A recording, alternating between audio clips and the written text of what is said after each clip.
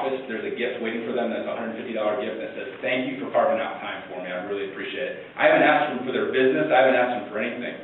But we invest, we drink our own Kool-Aid, we send out a ridiculous amount of gifts, but it puts us in such an elite class that even if they never buy Cutco, they'll take my phone call for any other business venture that I have to talk to them about, because I've established this guy is different, everything that he does is different, even his gifts are different. Even his business card, he's put that much thought into it. If he puts that much thought into his business card, imagine what he puts into strategic relationship building or fundraising or some of the other companies that we own. Does that make sense?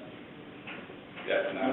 Yes. Okay. Yeah. One of the other gift qualities that we really focus on, I mentioned it at lunch, so I'm sorry I'm duplicating some of these, but if you look around the room, there's not a whole lot of diversity as far as gender.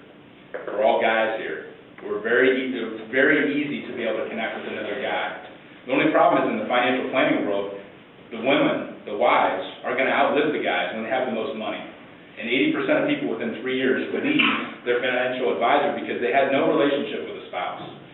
I have probably, in some cases, a better relationship with the guy's assistant or their spouse than I do with them, and that's on purpose.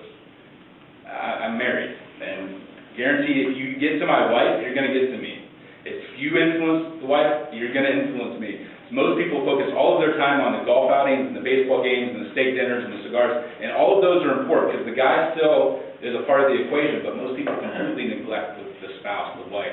If she doesn't trust you, guaranteed any opportunity to leave and go to somebody else or to do business with somebody that she likes and trusts, it's game over for you guys. And I don't care if you're in financial planning, I don't care if you're insurance, I don't care if you're a construction person, I don't care if you're a home builder or a realtor, the wife is the key.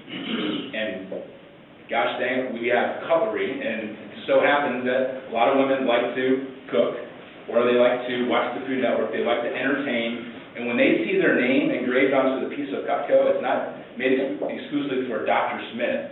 It's Dr. Jim Smith and Susie Smith family. When you can personalize the gift to the spouse, home run. A lot of times I'll put this handcrafted exclusively for Susie's Kitchen. I forget the guy. I know talking with Ben, he makes a point of handing a business card to the wife, because most of the time in those financial conversations, even if she's financial illiterate, you should be focusing at least 50, if not more, on her, because she's used to being neglected. And in the gifting realm, if you do the same bottle of wine or the same cigars or the same whatever, or bottle of bourbon, you're missing out on a huge opportunity. Cutco's not the only gift, but it is very unique in that guys think knives are cool. In my house, I use knives more than my wife does, but that's unusual. But it's a true family gift. The other opportunity that we look for in all of our gifts is, I want it to be seen. You want your gift to be seen by referral sources. So if it's something that's consumable, or if something gets put in a desk drawer, or a lot of people want to do pocket knives. Cutco makes the best pocket knife on the planet. I steer them completely away, and a lot of times I even will give up commission to get them into something that goes in the kitchen, because guess where most of your A-level clients and A-level influencers, where do they spend the most time in the house? The bedroom and the kitchen. And especially when they're entertaining people, it's not the bedroom, it's not anywhere else. The hub of the house is the kitchen. So if you can put something that has your name, your logo on it, and it's beautifully carved into a piece of steel that's sitting on the counter, they may not go out of their way to refer you a client, but if one of their friends or a circle of influence, people hang out with other people that are like them. So if you have $1 million client, he's probably hanging out with other $1 million type people.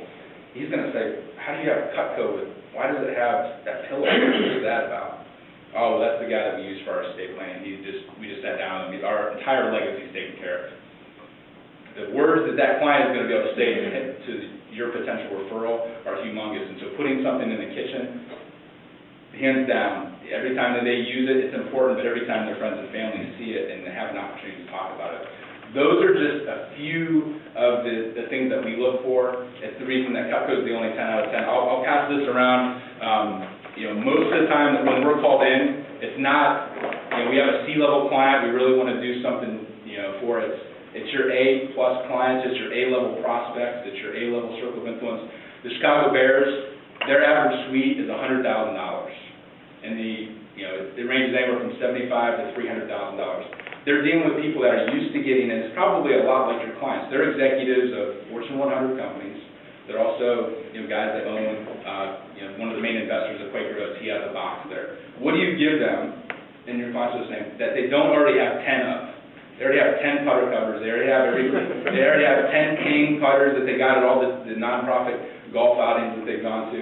They already received every pad folio. They got a coach one. They already have a Toomey bag. They already have anything that they want they can afford.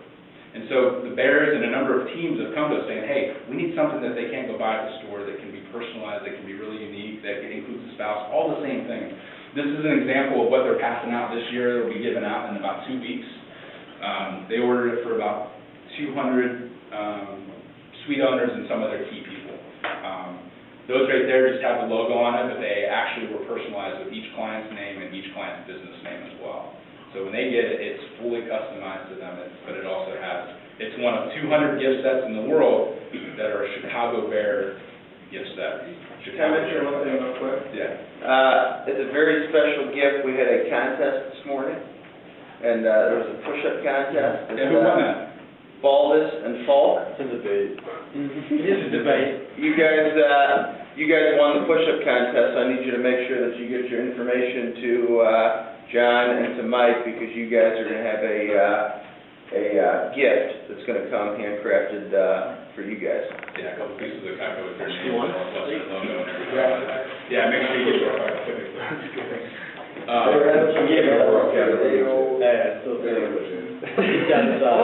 let you down. Moral ones, did you get that?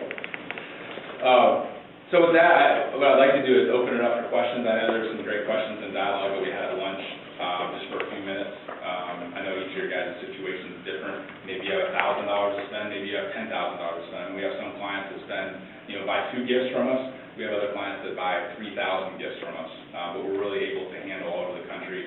Cutco's handcrafted, so it's made one piece at a time. There's no minimum quantities. There's no, I can only do this if I've been in the business for 5 years. Our belief is, if you only have $1,000 to spend, it's better to buy 5 $200 gifts than to buy, $110 gifts. Focus your attention on your most important resource, which for most people in business is their clients and it's their referral centers. And that's where we really, come to the plate and help people do that. So, if you guys give me your business card, just mark on the back if you have a serious interest. If not, I'll just send you a link so you can check out some of the Cutco products. Just put an A on the back of your card that says, hey, I want more information than just the standard link and the standard 10 qualities to look for. But we'd be more than happy to have a phone conversation with you and help. So, and with that, I will leave one of these for you guys. That's right. I don't spend $1 for it. I spend a little bit more. I don't have my business card with me. Just write your name on a piece of paper with all your contact info, name, cell phone, and email address. So John, how does the relationship with you work? Are you like hire you as a consultant, and then if I decide to go with Cutco gift, Yep. you help me out? Can I buy the knives there? How does that work? Well, we're basically Cutco's largest distributor. Right. So the Ruhlin Group is an agent for Cutco, similar to the way you guys are an agent for Northwestern. So you would work with us. We take care of all the engraving instructions and making sure that either, let's say you have 10 gifts that all need to go to one place, or 10 gifts that need to go to 10 separate addresses with a little note inside, or, we work with you on the execution and teach you, say, instead of, buying a carbon set, maybe your budget really needs to be, a chef knife, individual pieces need to hit a certain price point, or we kind of work with you to say, hey, what percentage of your revenue are you reinvesting in your clients? And instead of doing, like Ben said, December 23rd, sending out a gift. First week in November is most ideal if you're going to do a holiday gift, but even better is to do a gift. You just send out a couple gifts, right now.